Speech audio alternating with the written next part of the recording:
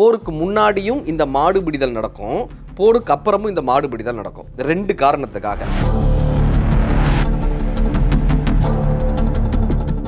இந்த சமாதான காலத்தில், எதிரி நாட்டோட சண்டை இல்லாத காலத்துலேயும் இந்த சிப்பாய்களை போர் குணத்தோடு வச்சுக்கணும், இந்த வீரர்களை போர் குணத்தோடு வச்சுக்கணுன்றதுக்காகவே சில வீர விளையாட்டுக்களை மன்னர்கள் அறிமுகப்படுத்துகிறாங்க.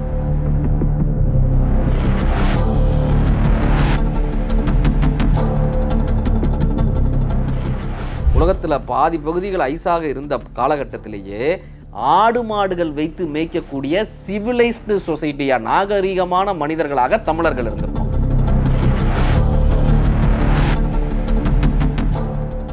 வரலாற்றை எழுதக்கூடிய, எழுத பிடிக்க தெரிந்த இனமாக தமிழர்களுடைய இனம் இருந்திருக்கு. அனைவருக்கும் வணக்கம். நான் உங்கள் மதுரை ராமகிருஷ்ணன். இந்த ஜல்லிக்கட்டு நிகழ்வினுடைய இந்த ஸ்பெஷல் எபிசோடில் சூரியன் எஃப்எம் சார்பாக உங்களை சந்திக்கிறதுல ஒரு மிகப்பெரிய ஒரு மகிழ்ச்சி. அதாவது தமிழ்நாடை பற்றியும் தமிழர்களை பற்றி சொல்லும் போதே சொல்லுவாங்க, கல் தோன்றி மண் தோன்றா காலத்தே வாளோடு முன் தோன்றிய மூத்த குடினாங்க. அது என்னப்பா கல் தோன்றி மண் தோன்றா காலம்னா, கல்லுனா மலை, மண்ணுனா பூமி.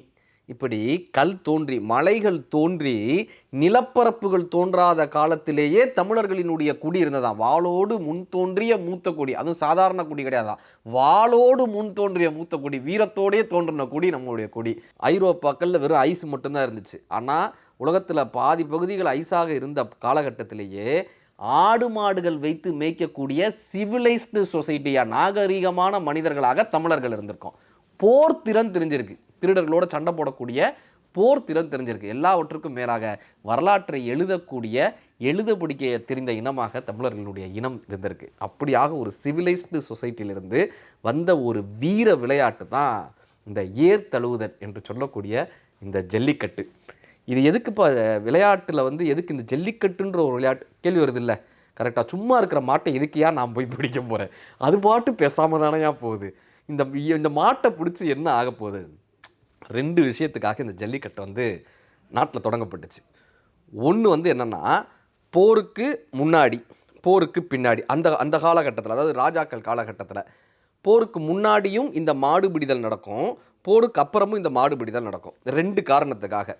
ஆநிறை கவர்தல் அப்படின்னு சொல்லுவாங்க. அதாவது போருக்கு முன்னாடி ஒரு ராஜா தன்னுடைய எல்லையை விரிவாக்கணும் அப்படின்னு நினச்சார்னா, இப்போ உதாரணத்துக்கு பாண்டிய தேசத்துக்கும் சோழ தேசத்துக்கும் நடுவில் இருக்கிற ஊர் பேர் சோழவந்தான்னே பேர், சோழன் வந்தான், அதனால் அந்த இடம் பேரே சோழவந்தான்.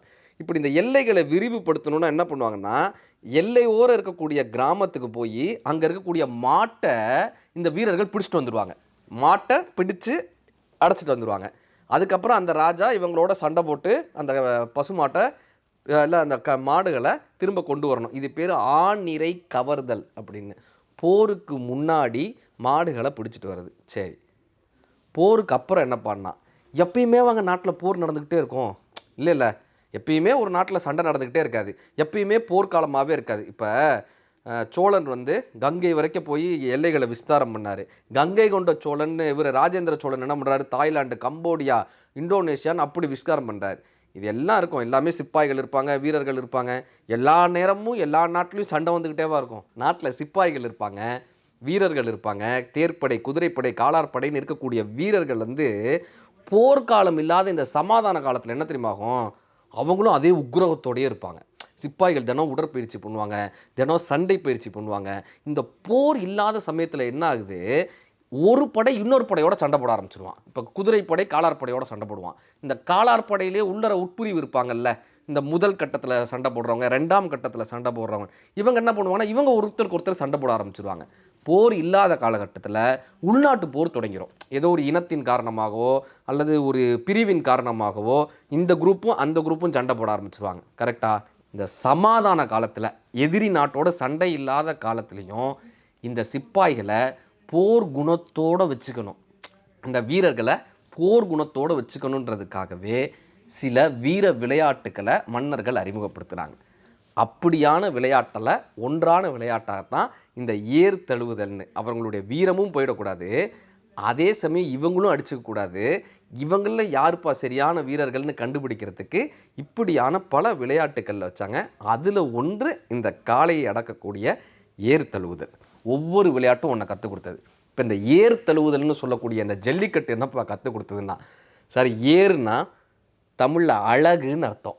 ஏர் கலப்பைன்னு சொல்கிறோம்ல, ஏர் கலப்பைன்னு என்ன அர்த்தம்னா அழகான கலப்பைன்னு அர்த்தம். கலப்பை அழகாவாக இருக்கும், கலப்பை சகதியும் சேருமா இருக்கும், வளைஞ்சு நெளிஞ்சு துருப்பிடிச்சு கிடக்கும். அது எப்படிப்பா அழகு? ஏர்னா எப்படிப்பா அழகுன்னா, ஏரா கண்ணி யசோதையின் திருமகன்னு ஆண்டாளினுடைய பாடல் வரும். யசோதை அவ்வளோ அழகான். அப்படி ஏர் அப்படின்றது எப்படிப்பா அழகு? கலப்பை எப்படிப்பா அழகுன்னா, எத்தனையோ விஷயங்கள் இருந்தாலும் இந்த கலப்பை மட்டும்தான் ஊருக்கெல்லாம் சோறு போடுது. எது பயன்படுகிறதோ அது அழகு. இப்போ ஒரு ஆண்மகனுக்கு எது அழகு? அழகான உடம்பா, அப்படி கட்டுமஸ்தாக இருக்கிறதா, பியர்டு வச்சுக்கிறதா, ஹைட்டாக இருக்கிறதா, இல்லை நுனிநாக்கு ஆங்கிலம் பேசுகிறதா அப்படின்னா அந்த காலத்திலே வகுத்தான். ஒரு ஆண்மகன் எது தெரியுமா அழகு? அடுத்தவர்களுக்கு பயன்படுற மாதிரி எவன் இருக்கானோ அவன் தான்ப்பா அழகுன்றதுனால ஏர் தழுவுதல். எவனால் அழகை தழுவி கொள்ள முடிகிறதோ, ஏர் தழுவுதல்னால் மாடை போய் பிடிக்கிறதுன்றதை தாண்டி அழகை தழுவி கொள்ளுதுன்னு என்ன அர்த்தம்? பயன்படக்கூடிய ஆண்மகனாக இருக்கானான்னு அர்த்தம். அது என்ன பயன்படக்கூடிய ஆண்மகன்? அதை எப்படி மாடு பிடிக்கிறத வச்சு கண்டுபிடிக்கலாம்? ஒரு தெரியாத மாடை ஒருத்தர் போய் அடக்குறாருன்னா அவர் பல மாடுகளோடு பழகியவர்னு அர்த்தம். ஒரு மாட்டினுடைய திமிழ் எப்படி இருக்கும், ஒரு மாட்டினுடைய மூச்சு எப்படி இருக்கும், இந்த மூச்சு இப்படி வந்ததுன்னா இந்த மாட்டினுடைய குணம் எப்படி இருக்கும், இந்த கொம்பு இப்படி இருந்துச்சுன்னா இந்த மாடு எதற்கு பயன்படும், அதனுடைய பல்லு இப்படி இருந்துச்சுன்னா இந்த மாட்டை எதுக்கு பயன்படுத்தலாம், எருது எப்படி இருக்கும், எருமை எப்படி இருக்கும், காளை எப்படி இருக்கும், பசு எப்படி இருக்கும்னு ஒவ்வொரு மாட்டை பற்றியும் அதிகமாக உணர்ந்தவனால மட்டும்தான் ஒரு மாட்டை போய் எளிமையாக பிடிக்க முடியும். மாடு வந்தோன்னு ஓடி போய் தாவறது வீரம் கிடையாது. அந்த மாட்டை புரிந்து கொண்டவன் தான் ஏர் தழுவ சரியான ஆண்மகன் அர்த்தம். சரியா? இப்போ இந்த மாட்டை புரிஞ்சு கொண்டவன் யாராக இருக்க முடியும்? நிறையா மாடோட பழகுனவராக இருக்க முடியும். நிறையா மாட்டோட ஒருத்தர் பழகிருக்காருன்னா ரெண்டு விஷயம். ஒன்று, அவர் வண்டி மாடு ஓட்டுறவராக இருந்திருக்கணும். ரெண்டாவது, விவசாயியாக இருந்திருக்கணும், விவசாயம் பண்ணுறவராக இருந்திருக்கணும், ஏர் உழுகிறவராக இருந்திருக்கணும். அப்போ இந்த பயன்படக்கூடிய ஆண்மகன் யாருப்பான்னா கையில் ஒரு தொழில் வச்சுருக்கிறவங்க, வண்டி மாடு ஓட்டுறவராகவோ ஏர் ஓட்டுபவராகவோ விவசாயியாகவோ இருக்கிற ஒருத்தரால் தான் ஒரு மாட்டை போய் எளிமையாக பிடிக்க முடியும். அப்போ ஒருத்தர் மாட்டை பிடிச்சிட்டாருனாலே அவருக்கு பின்னால் ஒரு தொழில் இருக்குன்னு அர்த்தம். இந்த சமூகத்துக்கு பயன்படக்கூடிய ஆணாக இருக்கிறாருன்னு அர்த்தம். அதனால் அழகான ஆண்மகன்ற டெஃபனிஷனை தமிழர்கள் அவருக்கு கொடுத்தாங்க. அதனால தான் பொண்ணு கொடுக்கணுன்னாங்க. கரெக்டாக? யார் போய் மாட்டை பிடிக்கிறானோ அவனுக்கு பொண்ணு கொடுப்பாங்க. என்ன அர்த்தம்? அவனுக்கு பின்னாடி வேலை இருக்குன்னு அர்த்தம். இந்த காளைகள் வீரத்தோடு மட்டுமல்ல, ஒரு விசுவாசத்தின் அடையாளம், ஒரு காதலின் அடையாளம், ஒரு வீட்டினுடைய அடையாளம், ஒரு மகனாக ஒவ்வொரு வீட்டிலும் வளரக்கூடிய ஒரு பாசத்தினுடைய அடையாளம். இப்படியாக வீட்டில் ஒரு பிள்ளையாக, இந்த சமூகத்தினுடைய அடையாளமாக, ஒரு வீரத்தின் அடையாளமாக இந்த ஜல்லிக்கட்டு அப்படின்றது காலம் காலமாக நம் தமிழர் பரம்பரையிலிருந்து ஒவ்வொரு விஷயங்களையும் காதலிலிருந்து, களவிலிருந்து, வீரத்திலிருந்து சொல்லக்கூடிய ஒரு அடையாளமாக வந்திருக்கு. லட்சணைன்னு சொல்கிறோம்ல, லட்சணைனா சின்னம்.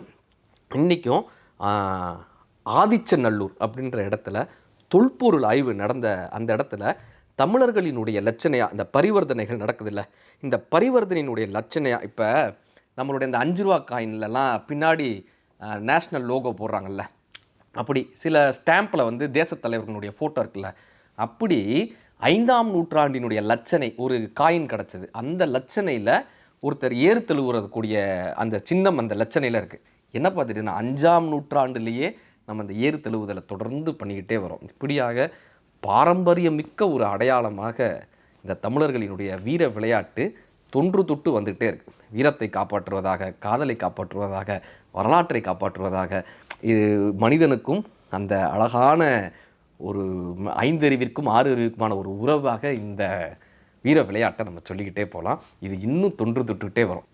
பாரம்பரியமாக நடந்து கொண்டே வந்து இன்றைக்கும் பல வீரர்களை ஏர் தழுவுபவர்களாக, அழகிய ஆண்மகன்களாக இன்றைக்கும் மாற்றிக்கொண்டே வருகிறது.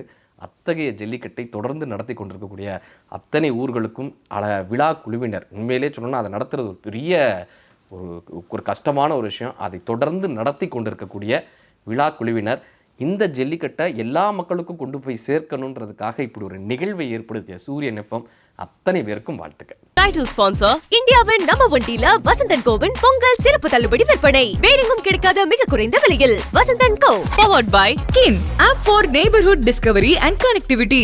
Download KYN KIN. Comfort partner Viking தான் நடையிலும் உடையிலும் தலைவன் தான் அவன் Viking. Viking Bunions and Briefs. Jewelry partner Wonder Diamonds, India's largest lab-grown diamond brand. தமிழகத்தில் பிரான்சைசி வாய்ப்புகளுக்கு அணுகவும். Realty partner G Square. இப்போ மதுரை மண்ண தொட்டாச்சுன்னு சொல்லு. G Square. Your plot, your home, your way. Associate sponsors ருசியான பூரி சப்பாத்தி செய்ய தகுந்த கோதுமை மாவுனாலே அட SMB அபூர்வா கோதுமை மாவு தானுங்க. பகல்லே பயங்கரமா தூங்குவேன். நான் ஸ்டாப் தூக்கத்துக்கு Coiron ISI mattresses. அவ்வளவு கம்ஃபர்டபுள். Sleep on Coiron. எவ்வளோ பெரிய ஃப்ரிட்ஜ், எவ்ளோ ஃபீச்சர்ஸ் இந்த புது வாஷிங் மிஷின்ல. எல்லாம் பட்ஜெட்குள்ள தானே. உங்க பையன்பா எது சரின்னு எனக்கு தெரியும். சரி சரி சரி சரி அப்போதும் சரி இப்போதும் சரி எப்போதும் சரி சரி வசந்தன் கோ சரி சரி சரி சரி சரி சரி. லேட்டஸ்ட் மாடல் ஃப்ரிட்ஜ் வாஷிங் மெஷின்கள் வாங்க இதுவே சரியான இடம். இந்தியாவின் நம்பர் 1 டீலர் வசந்த் அண்ட் கோ. சரி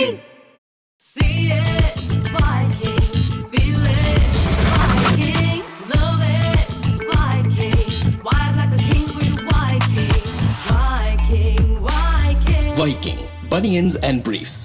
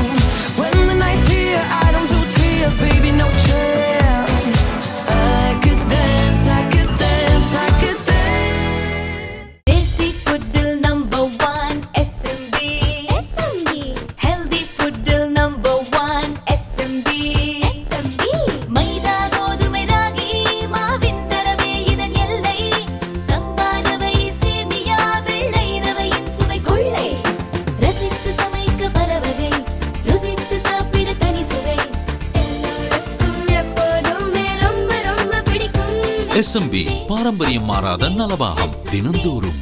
நான் பிரெக்னெண்டா இருந்தப்ப எனக்கு சரியா தூக்கமே வராது.